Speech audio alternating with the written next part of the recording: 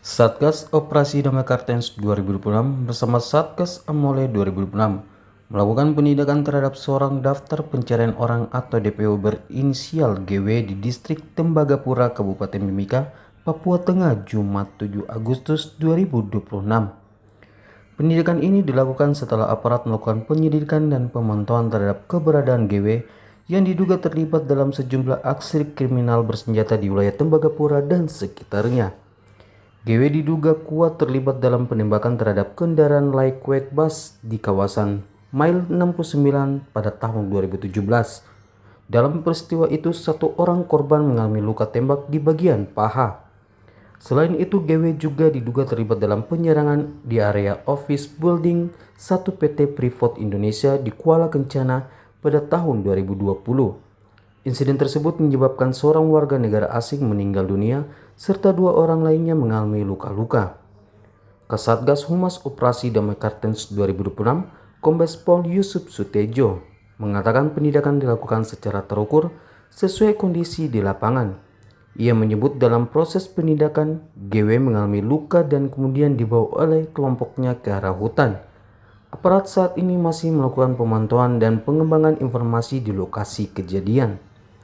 Dari tindakan tersebut, GW mengalami luka pada bagian tubuhnya. Setelah itu, yang bersangkutan mendapatkan pertolongan dari anggota kelompoknya. Personil selanjutnya melakukan pemantauan terhadap perkembangan situasi di sekitar lokasi. Berdasarkan informasi yang diperoleh, GW kemudian dibawa oleh anggota kelompoknya menuju kawasan hutan.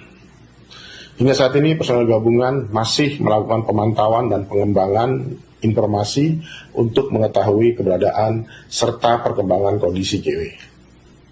Baik, Komandan. Apa dasar kepolisian melakukan penegakan hukum terhadap GW dan sejauh mana proses penanganannya? Baik. Penegakan hukum terhadap GW ini dilakukan berdasarkan hasil penyelidikan, pemantauan, serta pengembangan informasi personil di lapangan mengenai keberadaan target yang telah tercatat dalam daftar pencarian orang.